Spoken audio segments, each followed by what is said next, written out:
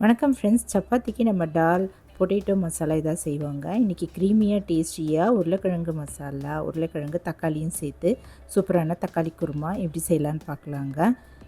இதுக்கு என்னென்ன தேவைன்னு பார்ப்போம். தக்காளி ஒரு 4 எடுத்துக்கலாம். ஒரு வெங்காயம் பொடியாக அரிஞ்சு எடுத்து வச்சுக்கலாங்க. இப்போ மசாலா பொருளாக எடுத்துக்கலாம். ஒரு 6 7 முந்திரி பருப்பு தண்ணியில் ஊற வச்சுக்கலாங்க. 1 டீஸ்பூன் அளவு சோம்பு, ஒரு சின்ன பீஸ் அளவு இஞ்சி, பூண்டு ஒரு 3 பல், 2 பச்சை மிளகாய், 1/4 கப் அளவு தேங்காய் எடுத்துக்கலாம். இப்போ இதெல்லாம் நம்ம மிக்ஸி ஜாரில் போட்டு அரைச்சிக்கலாங்க.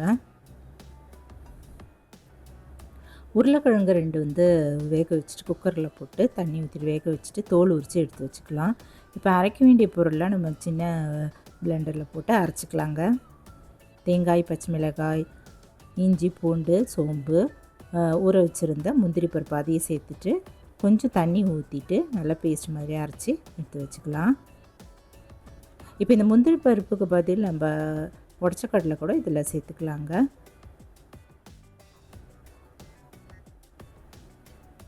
இதை போல் நல்லா பேஸ்ட் மாதிரி அரைச்சி எடுத்து வச்சுருவோம். இப்போ செய்ய தொடங்கலாம். குருமா, தக்காளி குருமா. அடுப்பில் ஒரு கடாய் வச்சுட்டு அதில் ஒரு 4 டீஸ்பூன் அளவு ஆயில் ஊற்றிட்டு மசாலா பொருள்லாம் போட்டுக்கலாம். ஏலக்காய், பட்டை, 2 லவங்கம், பிரிஞ்சி இலை இதெல்லாம் போட்டு நல்லா தாளிச்சிட்டு கட் பண்ணி வச்சுருக்கிற வெங்காயமும் போட்டுட்டு 2 நிமிஷம் போல் நல்லா வதக்கிக்கலாங்க. இது நல்லா வதங்கின பிறகு தக்காளியும் சேர்த்துட்டு நல்லா மேஷ் ஆகிற வரைக்கும் வதக்கிக்கலாம்.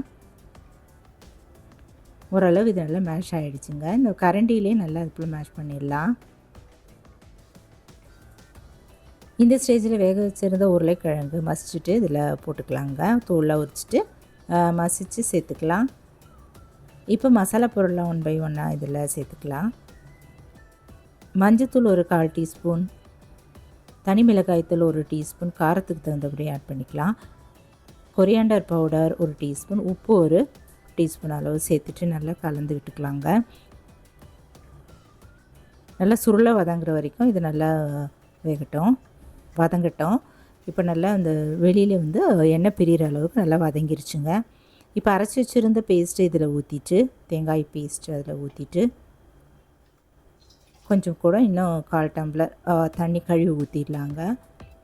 இப்போ ஒரு 1 1/4 டம்ளர் அளவு தண்ணி இதில் சேர்த்துக்கலாம்.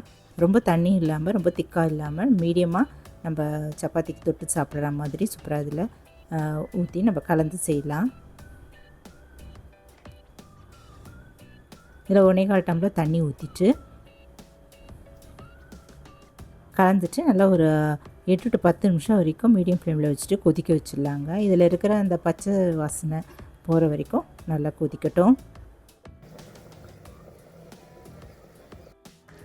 இப்போ நல்லா கொதிச்சிருச்சுங்க. கொதித்து நம்ம இறக்க போகிற டயத்தில் கொத்தமல்லி தழைகள் கட் பண்ணி மேலே அப்படி தூவிட்டு இறக்கிடுவோம். அருமையான தக்காளி குருமா, தக்காளி potato kurma, tomato potato kurma சூப்பராக தயாராகிடுச்சுங்க. இது இட்லி தோசை கூட அருமையாக இருக்கும். சப்பாத்தி, பரோட்டா எல்லாத்துக்குமே சூப்பராக இருக்கும். நீங்களும் இதை செஞ்சு பார்த்துருங்க.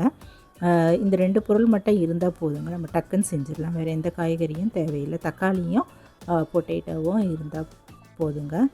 சூப்பராக செய்யலாம். நீங்களும் இந்த சைட் டிஷ்ஷு சப்பாத்திக்கு செஞ்சு பார்த்துட்டு எப்படி இருக்குன்னு சொல்லுங்கள். இந்த வீடியோ பிடிச்சதுன்னா இந்த சேனலை சப்ஸ்கிரைப் பண்ணிக்கோங்க. லைக் பண்ணுங்கள், ஷேர் பண்ணுங்கள், கமெண்ட் பண்ணுங்கள். தேங்க்ஸ் ஃபார் வாட்சிங். நன்றி, வணக்கம். நம்ம அடுத்த வீடியோவில் பார்க்கலாம்.